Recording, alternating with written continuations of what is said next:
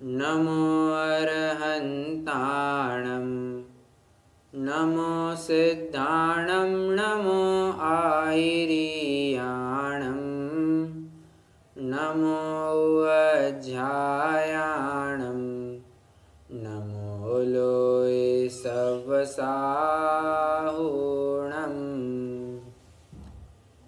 अनन्तधर्मणस्तत्त्वं पश्यन्ति प्रत्यगात्मन अनेकान्तमयी मूर्तिर्नित्यमेव प्रकाशिताम्। युक्तानुशासन में एक बहुत ही सुंदर छंद आया है। मैं उस छंद आपको, उस श्लोक आपको सुनाता हूँ। कालः कलिर्वा कलुषाशयो वा श्रोतु प्रवक्तुर्वचनानयो वा त्वच्छासनेकाधिपति त्वलक्ष्मी प्रभो त्वशक्तेरपवाद हेतु। फिर से सुनाता हूँ, बट यहाँ अभी मैं थोड़ा एक एक पद को आपको बताता हूँ।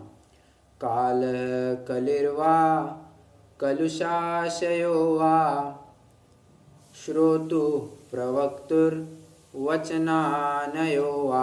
तीन बातें कह रहे हैं। काल कलिर्वा मतलब कोई अर्थ करते जा सकता है। काल कलिर्वा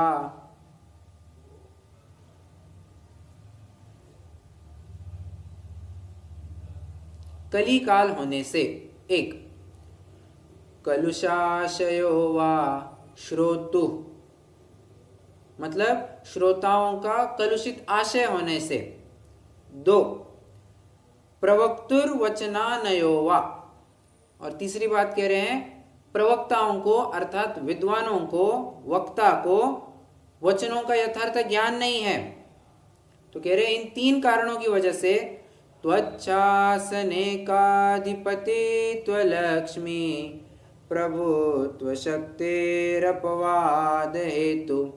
इसलिए हे भगवान, इन तीन कारणों की वजह से हो क्या रहा है, आपके इस जिन शासन का जो आधिपत्य है इसके ऊपर अपवाद लग रहे हैं। मतलब ये जो निर्मल है उसमें कुछ अपवाद दिखाई दे रहे हैं।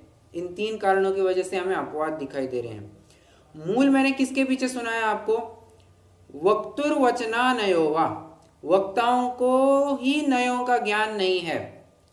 और भले आदमी जब नयों की परिभाषा में ही वक्तुर अभिप्राय नय लिखा है, ध्यान रखना, श्रोतुर अभिप्राय नय ऐसा नहीं लिखा है। श्रोता जो सोचे उसको नय कहते हैं ना, वक्ता जो कहेगा उसे नय कहा गया है। और वक्ता भी कैसा? ज्ञानी वक्ता कहा है। ठीक है, कह रहे हैं जब वक्ता को ही नय का ज्ञान नहीं है तो वो श्रोता को क्या समझाएगा?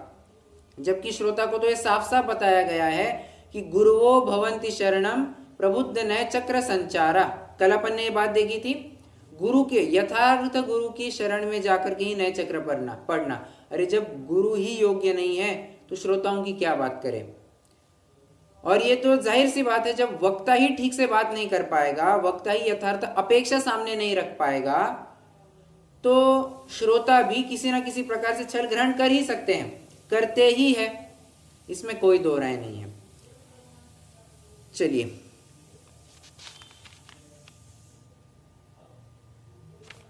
तो मैंने ये छंद क्यों सुनाया आपको? नयों का कितना महत्व है, नयों को समझना कितना आवश्यक है, इसके लिए मैंने आपको ये छंद सुना करके दिखाया।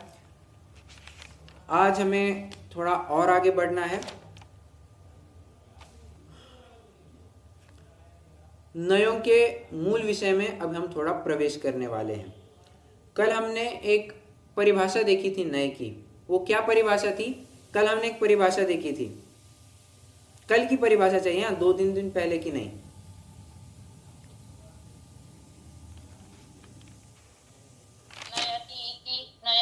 करेक्ट, नयति इति नयः, जो ले जाता है, जनाता है, दिखाता है, कुछ भी कहिए, उसे नय कहते हैं। बराबर। वैसे एक जानकारी के लिए बात बता दूं, नेता यह शब्द भी नी धातु से ही बना है, जो ले जाता है। नेता क्या करता है? हमें एक यथार्थ मार्ग की ओर, एक गंतव्य की ओर ले जाता है। नए भी वही काम करते हैं, ठीक है। अब नए मूल रूप से दो प्रकार के होते हैं, ठीक है। एक होते हैं आगम के नए, एक होते हैं अध्यात्म के नए। क्या कहा? नए दो प्रकार के होते हैं। चाहे तो एक चार्ट बन जाएगा अच्छा सा। नए के दो ब्रांचिंग करेंगे, आगम के नए, अध्यात्म के नए।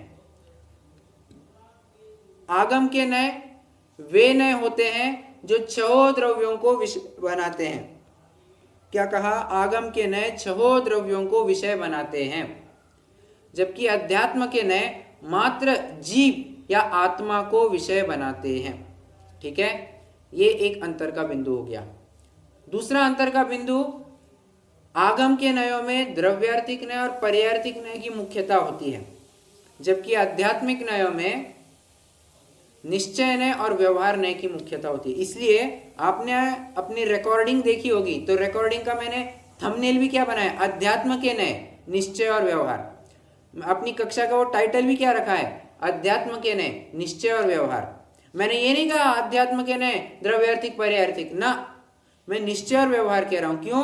क्योंकि निश्चय व्यवहार यही अध्यात्म के भेद प्रभेद है। द्रव्यार्थिक पर्यार्थिक ये आगम के नयों के अंतर्गत आते हैं, ठीक है। थोड़ा सा कुछ इसके बारे में प्रयोग कराना चाहूंगा मैं आपको। जैसे मैं कहता हूं काल द्रव्य निश्चय नय से नित्य है, क्या ये कथन सही है? बोलिए। काल द्रव्य निश्चय नय से नित्य है, सही गलत? हो सकता है आपको एक दो मार्क के लिए ये भी पूछ लिया जाए।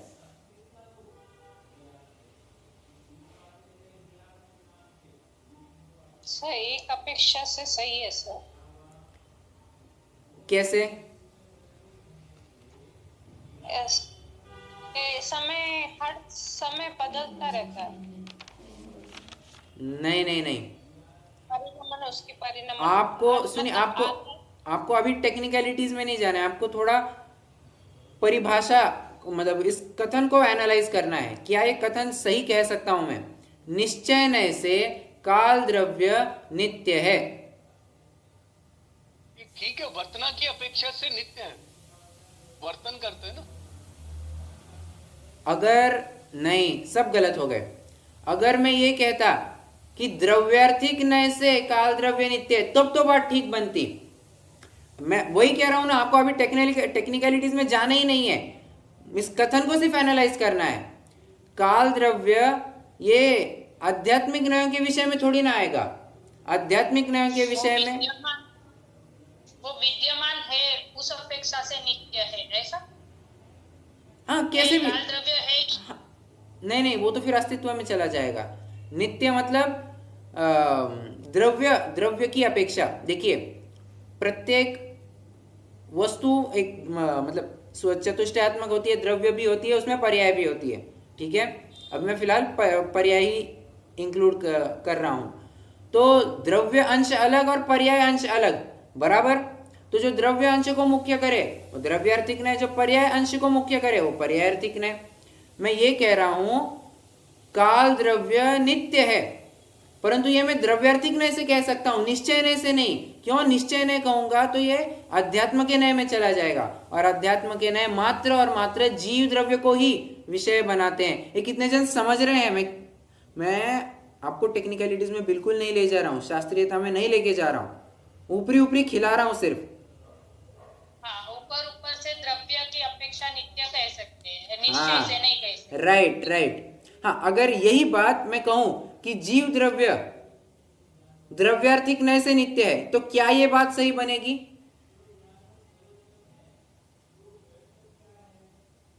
इसमें तो निश्चय व्यवहार होगा ना, जीव की अपेक्षा तो निश्चय व्यवहार बोल रहे हैं। इसमें भी आगम की नय में भी आ सकता है ना सर।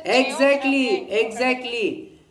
जरूरी नहीं है कि मैंने जीव द्रव्य को कहा है तो वो अध्यात्म का ही नए विषय करेगा उसको। आगम के 6 द्रव्यों में जीव द्रव्य भी एक आता है, तो आगम के नए भी आत्मा को या जीव द्रव्य को विषय बना सकते हैं। तो कुल मिलाकर के अगर मैं कहना चाहूं तो जीव द्रव्य को आध्यात्म और आगम दोनों के नए विषय बनाते हैं, मतलब उनके स्कोप में जीव द्रव्य है, परंतु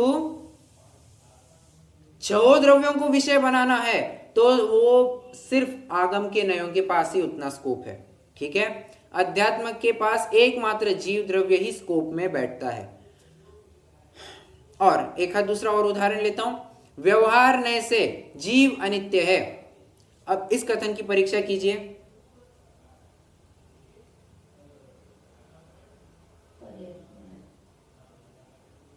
सही है या गलत है? सही है सर। सही है, बराबर। अच्छा, अगर मैं ये कहूं कि पर्यायर्थिक नय से जीव अनित्य है, तो क्या ये कथन सही होगा? ये भी सही होगा। सही है। समझ में आ रहा है? कंफ्यूज नहीं होना।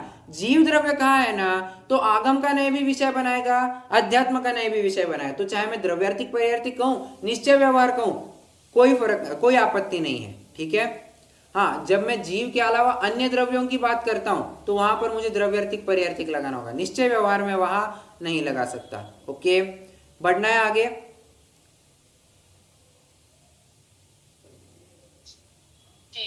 ओके, चलिए। वैसे एक छोटा सा प्रकरण भी आपको, मतलब एक ही लाइन है मोक्ष मार्ग प्रकाशक में से, वो पढ़ करके दिखाना चाहता हूं। ये अभी अभी जो अपन ने विषय समझा ना, उसी से जुड़कर है। पेज नंबर 352, मोक्ष मार्ग प्रकाशक, पेज नंबर 352, एकदम पहली लाइन है, पहली लाइन। अब आगम अध्यात्म का स्वरूप कहते हैं। आगम वस्तु का जो स्वभाव, उसे आगम कहते हैं। आगम की क्या परिभाषा दे रहे हैं? वस्तु का जो स्वभाव, उसे आगम कहते हैं। और वस्तु का स्वभाव माने क्या? छह द्रव्य। वस्तु तो छह द्रव्य है, बराबर। और आत्मा का जो अधिकार, उसे अध्यात्म कहते हैं। अरे ये बात, आत्मा का जो अधिकार, उसे अध्यात्म कहते हैं। अरे अध्यात्म शब्द की विच्छेद, संधि विच्छेद कीजिए ना। अधि आत्म, अधि आत्म, अधि माने ज्ञान कराने वाला, आत्मा माने आत्म वस्तु का ज्ञान कर, जो हमें आत्म वस्तु का ज्ञान कराए उसे अध्यात्म कहते हैं। सिंपल। चलिए, अभी हमें अध्यात्म के जो नए हैं निश्चय व्यवहार, इनकी चर्चा प्रारंभ करनी है। सबसे पहले हम व्यवहार नयों की चर्चा लेंगे, उसके बाद हम निश्चय नयों की चर्चा लेंगे। टेंटेटिवली 1.5 से 2 दिन में हमारा एक नय चलेगा। हो सकता है एक दिन में भी खत्म हो, बट 1.5 दिन एवरेज आप पकड़ करके चलिए। उस हिसाब से हमें 2 हफ्ते, मैक्स टू मैक्स 2 हफ्ते ये अध्यात्म के नयों को पूर्ण करने के लिए लगेगा। उसके बाद कुछ थोड़ा सा मिसलिनियस टॉपिक रहेगा इन्हीं आध्यात्मिक नयों संबंधी, निश्चय व्यवहार संबंधी, तो उसको भी लिया जाएगा। और फिर इस प्रकार से अपने विषय आगे बढ़ता जाएगा। ठीक है, चलिए। व्यवहार नय, व्यवहार नय के 2 भेद होते हैं, एक असद्भूत और एक सद्भूत। ये फिलहाल सिर्फ लिख करके रखिए, अब मैं थोड़ा सा एक्सप्लेन करने वाला। मैंने आपको बस एक स्कोप बता दिया कि व्यवहार नय के भेद क्या क्या है। तो असद्भूत व्यवहार नय और सद्भूत व्यवहार नय, ये 2 भेद बताए गए हैं।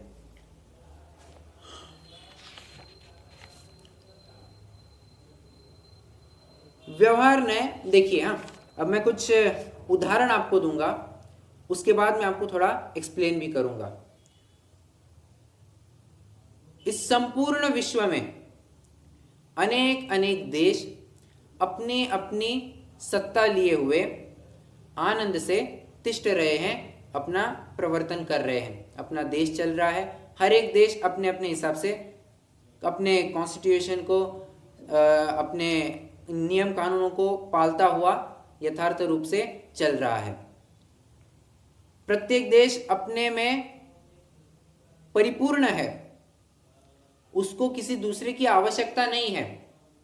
ऐसा होने पर भी कभी प्रयोजनवश, किसी प्रसंगवशात हमें अन्य देशों के साथ संबंध स्थापित करना पड़ता है। आप न्यूज़पेपर आदि में पढ़ते ही होंगे, आज भारत अमेरिका में द्विपक्षीय चर्चा हुई, भारत और जापान में द्विपक्षीय चर्चा हुई, अनेक अनेक मुद्दों को लेकर के, व्यापार, शस्त्र या युद्ध सामग्री, इन सब को लेकर के अनेक चर्चाएं हुई।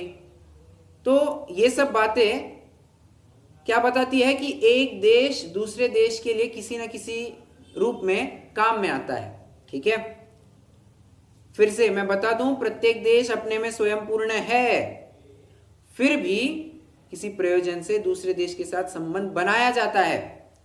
जो वस्तु अपने पास नहीं होती है इंपोर्ट की जाती है, आयात, और जो वस्तु अपने पास एक्सेस मात्रा में होती है, अच्छी क्वालिटी की होती है, अपन एक्सपोर्ट करते हैं। जैसे अपने पास आम बहुत अच्छे, बहुत एक्स्ट्रा, मतलब पूरे विश्व में, मतलब आज का विज्ञान जिसे विश्व कहता है, मैं उस विश्व की बात कर रहा हूँ। तो इस विश्व में सबसे अच्छे आम अगर मैं कहूँ तो सबसे भारत में मिलते होंगे, इसमें कोई दो राय नहीं। तो इसलिए तो इंडियन अल्फांसो मैंगोज को कितनी डिमांड है अब्रॉड में, अच्छे दाम में बिकते हैं। हमारे पास डेफिशिएंसी किसकी है?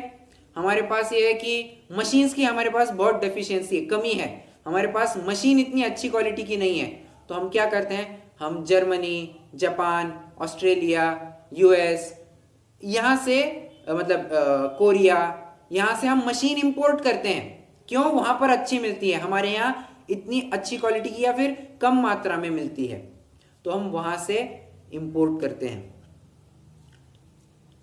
ऐसा होने पर भी हम दूसरे देश को अपने देश में स्थान नहीं देते हैं। क्यों? ऐसा क्यों? We need to maintain the integrity and sovereignty of our nation. अरे कोई भी देश अपने दैनिक कार्यों में किसी दूसरे देश का हस्तक्षेप स्वीकार नहीं करता है। आज अगर भारत में मान के चलिए कर्नाटक और तमिलनाडु में झगड़े चल रहे हैं, पानी क्या है, कृष्णा नदी या कावेरी नदी को लेकर कुछ झगड़े चल रहे हैं, मैं ज्ञान से ओझल हो रही है, बट कुछ झगड़ा चल रहा है उनके बीच में, there is some kind of dispute. Godavari, हाँ गोदावरी, सॉरी, थैंक यू। तो उसको लेकर के सुलझाने के लिए कौन आएगा? ये अपने भारतवासी आएंगे।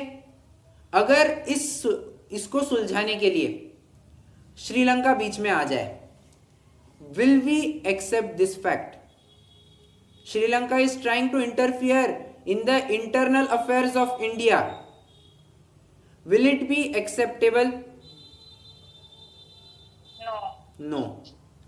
उसी प्रकार कश्मीर को लेकर के झगड़ा चल रहा है, पाकिस्तान और चीन आकर के हस्तक्षेप कर रहे हैं, दखलंदाजी कर रहे हैं।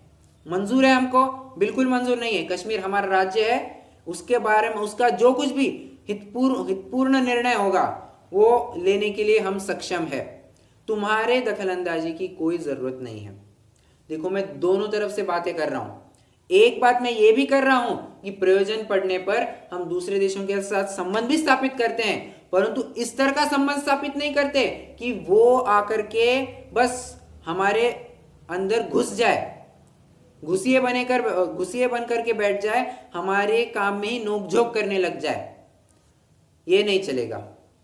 उसी प्रकार यह जीव, प्रत्येक वस्तु इस विश्व में, अनंत वस्तुएं अपने अपने में तिष्ठती हुई रहकर, अपने में रह करके सर्वत्र सुंदरो लोए, पूर्ण रूप से सुंदर है अपने में तिष्ठते हुए। ऐसा होते हुए भी कभी कभी प्रयोजनवश, किसी प्रसंग को ध्यान में रखते हुए, किसी प्रयोजन को ध्यान में रखते हुए, हम दो द्रव्यों का एक संबंध बना करके कहते हैं। इसी को कहते हैं असद्भूत व्यवहारने। अब मैं आ रहा हूं अपने मूल विषय की तरफ। मैंने जो आपको स्टार्टिंग में कहा ना कि व्यवहारने के दो भेद हैं, असद्भूत और सद्भूत, तो मैंने असद्भूत के लिए थोड़ी सी भूमिका जमाई। उदाहरण मैंने क्या दिया? दो देशों का दिया। अब बस हमें यह अपने आत्मा या जीव के ऊपर घटित करना है।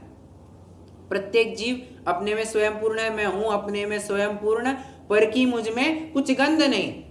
आती है बात? तो पर का मुझ में कोई हस्तक्षेप नहीं है रे बाबा।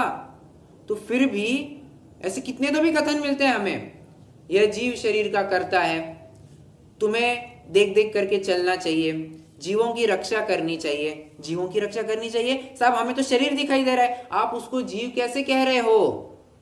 बराबर। हमें अपने जैन समाज को बढ़ाना चाहिए। ये जैन समाज हमारा अरे जीव का कहाँ समाज होता है? जीव का समाज मतलब उसके अनंत गुण होते हैं। बराबर। ये जैन समाज को बढ़ावा कहाँ देना, ये कहाँ से लाया?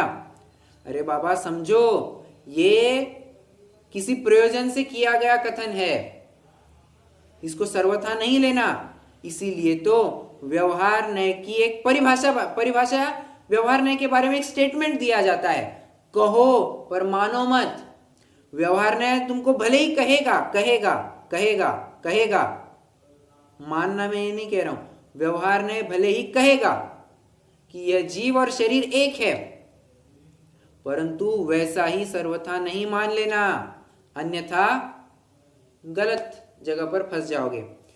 भारत और अमेरिका बहुत अच्छे दोस्त हैं, इतने अच्छे, ऐसा होते हुए भी इतनी भी दोस्ती नहीं करना कि वो आकर के तुम्हारा सारा माल हड़प ले जाए। पाकिस्तान से इतनी भी दोस्ती नहीं करना कि वो हमारे देश में घुस करके आतंक फैलाने लग जाए ना। मतलब ये तो ऐसी बात हो गई ना कि if you spare an inch the front person will take a यल।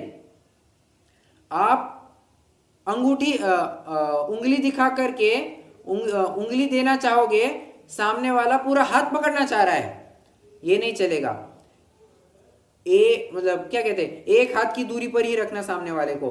तुम भाई एक हाथ की दूरी पर ही अच्छे हो, तुम जहां हो वही बने रहो, हम जहां हैं हम वही बने रहते हैं। ठीक है। यह जीव अन्य द्रव्यों से भिन्न है, पर द्रव्यों से भिन्न और अपने से अभिन्न। ऐसा होते हुए भी कभी कभी इस जीव द्रव्य का अन्य द्रव्यों के साथ संबंध स्थापित किया जाता है। यह जीव समाज का कर्ता, देश का कर्ता, स्त्री पुत्र मकान आदि का कर्ता कहा जाता है, अपने शरीर का कर्ता, भोक्ता ये कहा जाता है। मतलब कुल मिलाकर के अगर मैं समराइज करना चाहूं तो असद्भुत व्यवहार ने जीव द्रव्य को अन्य द्रव्यों का, क्या कहा फिर से, जीव द्रव्य को अन्य द्रव्यों का स्वामी, अन्य द्रव्यों से एक, अन्य द्रव्यों का स्वामी, कर्ता, भोक्ता, चार बातें कही मैंने। उसके साथ एकत्व, ममत्व, कर्तृत्व और भोक्तृत्व, ये चारों संबंध स्थापित किया जाता है असद्भुत व्यवहार न्याय से। मैं फिर से बता रहा हूं, आई एम रिपीटिंग अगेन, असद्भुत व्यवहार न्याय से जीव द्रव्य अन्य द्रव्यों का अन्य द्रव्यों से एक है, अन्य द्रव्यों का स्वामी है, अन्य द्रव्यों का कर्ता है, अन्य द्रव्यों का भोक्ता है।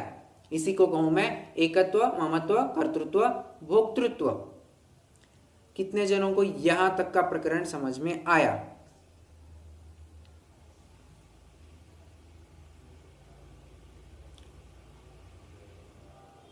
जी भैया। सभी जनों को? सिर्फ एक जन ने जवाब दिया। एक बार वापस बोलिए ना थोड़ा सा। फिर से मतलब कहाँ से रिपीट करना है आपको? कंक्लूजन चाहिए या कैसे चाहिए?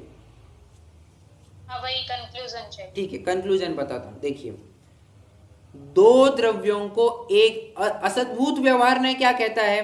असद्भुत व्यवहार ने दो द्रव्यों को एक कहता है, दो द्रव्यों को एक दूसरे का कहता है, और दो द्रव्यों को एक दूसरे का कर्ता भोक्ता भी कहता है। ये मैंने थोड़ा दूसरे शब्दों में कहा। अगर मेरे ओरिजिनल शब्दों में फिर से कहना चाहूं तो मैं ऐसा कहता हूं कि यह जीव दूसरे द्रव्य से अभिन्न है, दूसरे द्रव्यों से एक है, दूसरे दो अन्य पर द्रव्य से, अन्य द्रव्य कहने के मैं पर द्रव्य कहता हूं। यह जीव पर द्रव्य का स्वामी है, दो। यह जीव पर द्रव्य का कर्ता है, तीन। यह जीव पर द्रव्य का भोक्ता है, चार। जैसे कोई बच्चा कोई गलती करे, माता पिता भोगते हैं या नहीं भोगते हैं? ये उपचार का कथन है, परंतु समाज में ऐसा कहा जाता है। देखो, बच्चा शराब पीने लग गया, सारी जायदाद उड़ा दी, अब माँ बाप बेचारे ऐसे ही पड़े हैं, बच्चे की वजह से माँ बाप को भोगना पड़ रहा है। अरे एक वस्तु दूसरी वस्तु के कुछ कर सकता है क्या? वो तो माता पिता अपना अपना उदय लेकर के आते, अरे बाबा हाँ सब मान्य है, परंतु व्यवहार में, लोक व्यवहार में ऐसा कहा जाता है, एक द्रव्य का दूसरे द्रव्य पर उपचार होता है। ठीक है, बस इतनी सी बात है। दो द्रव्यों में एकत्व, ममत्व, कर्तृत्व, भोक्तृत्व स्थापित करना, यह असद्भुत व्यवहार नहीं का विषय। That's all.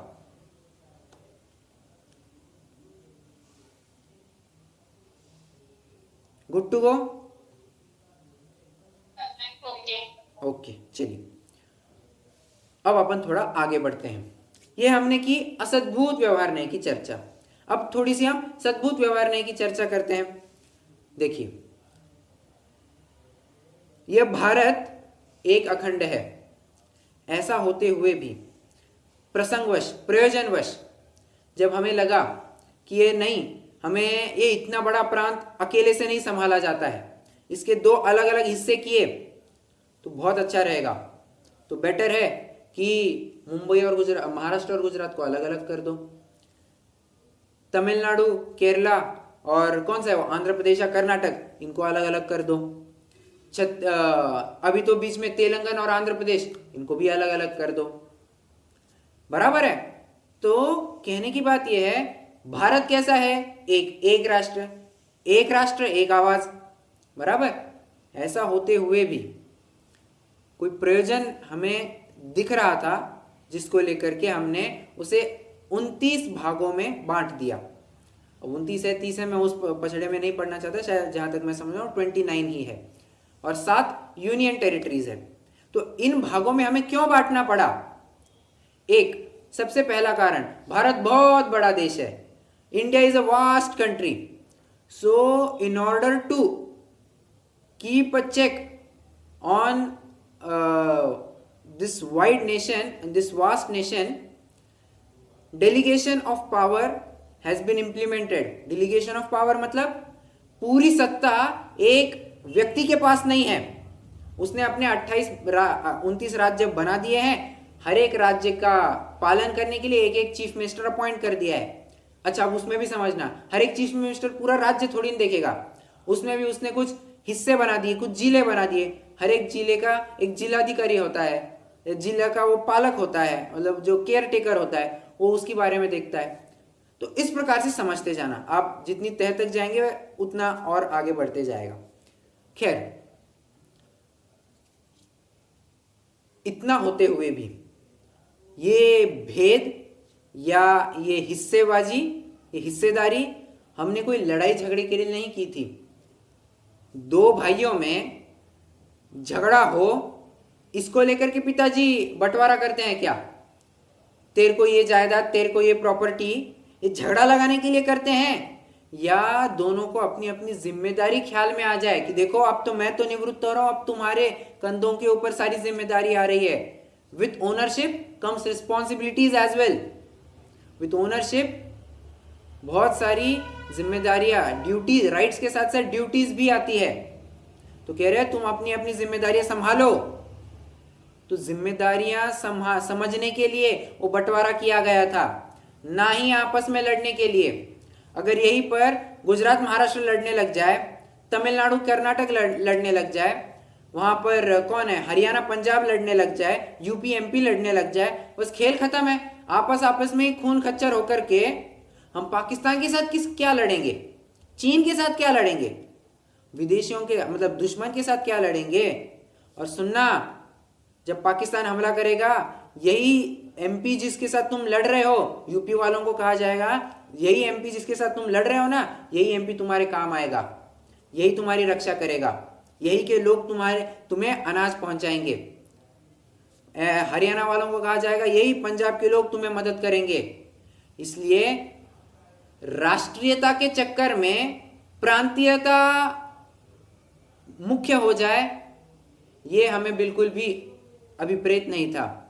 राष्ट्रीयता प्रथम, प्रांतीयता द्वितीय। हमारा तो ये उद्देश्य था। तुम प्रांतीयता के पीछे अगर राष्ट्रीयता भुला दोगे, ये हमें बिल्कुल भी मंजूर नहीं है। ठीक है। उसी प्रकार यह जीव तो एक अखंड वस्तु है, इसमें कोई भेद नहीं। कहते हैं ना, मैं हूं अखंड चित्पिंड चंड, पर से कुछ भी संबंध नहीं। यही है बात। तो मैं तो अखंड वस्तु हूं, मेरे में काय के भेद होंगे। बराबर। ऐसा होते हुए भी सामने वाले व्यक्ति को समझ में नहीं आ रहा था, यार अखंड वस्तु को मतलब क्या, पहले ये तो बताओ। तुम्हारा अविनाशी कल्याण हो, ऐसे समझदार की 8वीं गाथा में कहा। तो वो अनार्य, वो जो म्लेच्छ था, उसकी आंखों में पानी आ गया। वो सोच रहा है कि हो ये कुछ कल्याण की बात कही जा रही है, परंतु मुझे समझ में नहीं आ रही है। तो कैसे समझाया जाए? बस आत्मा के करके उसको समझ में नहीं आ रहा था। उसको ज्ञान जानने वाला, देखने वाला, चारित्र वाला या ज्ञानवंत, दर्शनवंत, चारित्रवंत, ज्ञान दर्शन चारित्र, इन गुणों की अपेक्षा से समझाओ, अपने आप समझ में आएगा। उसको भेद करके दिखाओ। भेद है नहीं आत्मा में, परंतु एक प्रयोजन के पीछे हमने उस भेद को मुख्य किया था। कभी प्रदेश भेद करके दिखाएंगे, कभी गुण भेद करके दिखाएंगे, कभी पर्याय भेद करके दिखाएंगे। प्रयोजन आने पर हम भेद, उस अखंड अभेद वस्तु में भेद करेंगे। परंतु एक बात ध्यान रखना, इस भेद के चक्कर में उस अभेद, जिस अभेद वस्तु के आधार से ये सब भेद पाए जाते हैं, जिस एक अखंड भारत के आधार से ये सब 29 राज्य पाए जाते हैं, उस भारत राष्ट्र को मत भूलना, उस देश को मत भूलना। उसी प्रकार उस अभेद वस्तु को मत भूलना जिसके आधार से ये भेद पाए जाते हैं। ठीक है। क्यों भेदों का ज्ञान करेंगे तो क्या होगा? अरे बाबा, भेद वस्तु का कभी अनुभव नहीं किया जाता, अभेद वस्तु का अनुभव किया जाता है। हमें डॉक्टर ने त्रिफला खाने को कहा, तो त्रिफला खाने को कहा मतलब आंवला अलग, हर अलग, बहेड़ा अलग, ऐसा अलग अलग खाने को कहा, या इन तीनों की एकता रूप खाने को कहा, तीनों को मिला करके खाने को कहा?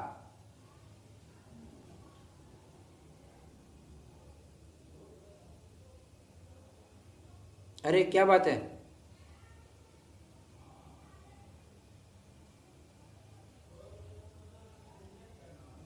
आवाज आ रही है मेरी?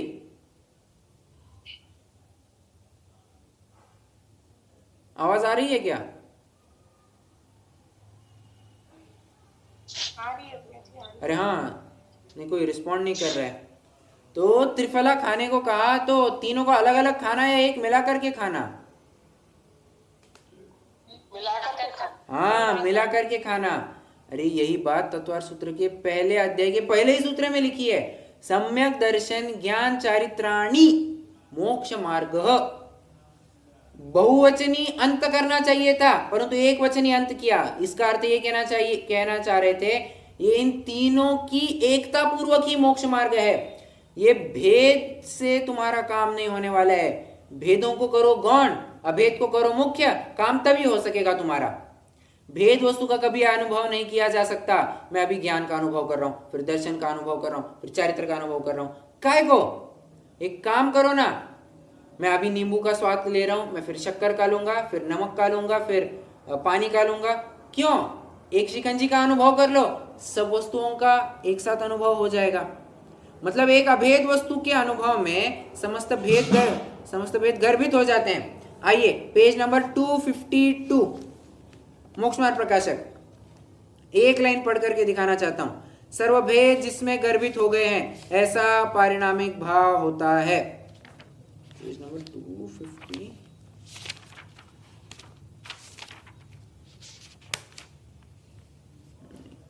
296 है क्या? 292 है।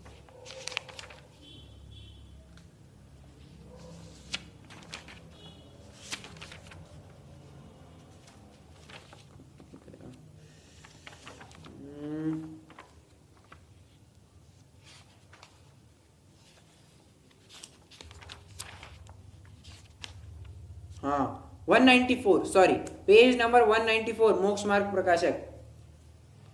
बीचों बीच मतलब थोड़ा सा ऊपर आपको एक बोल्ड में लाइन मिल रही होगी, सर्वभेद जिसमें गर्भित है ऐसा चैतन्य भाव सो पारिणामिक भाव। आ रही बात? मतलब भेद अभेद में सारे भेद गर्भित हो जाते हैं, उसी अभेद के आधार से तो ये भेद बने, तो जिसके आधार से भेद बने उसको भूल मत जाना। यही है सद्भूत न्याय, सद्भूत व्यवहार न्याय का विषय। सद्भूत व्यवहार न्याय क्या करता है? अभेद वस्तु में भेद बना करके कहता है, मनवाता नहीं है, कहता है पर ऐसा मानने को नहीं लगाता है। ठीक है। सर्वम भेदम गच्छति इति पर्यायः। पर्याय की क्या परिभाषा दी है, या व्यवहार की क्या परिभाषा दी है? तो सर्वभेद, जहां पर भेद पाए जाए उसे पर्याय कहते हैं, उसे व्यवहार कहते हैं। ठीक है।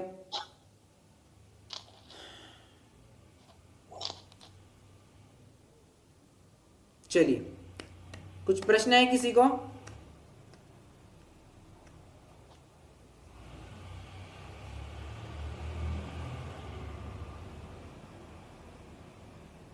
है प्रश्न कोई? सर व्यवहार में भेद क्रिएट होता है, निश्चय में अभेद फॉर्म होता है, राइट? हाँ बराबर। व्यवहार न्याय में भेद करके कथन किया जाता है, क्रिएट होता है इस कहने की अपेक्षा भेद रूप से कथन किया जाता है, ऐसा कहिए। ओके।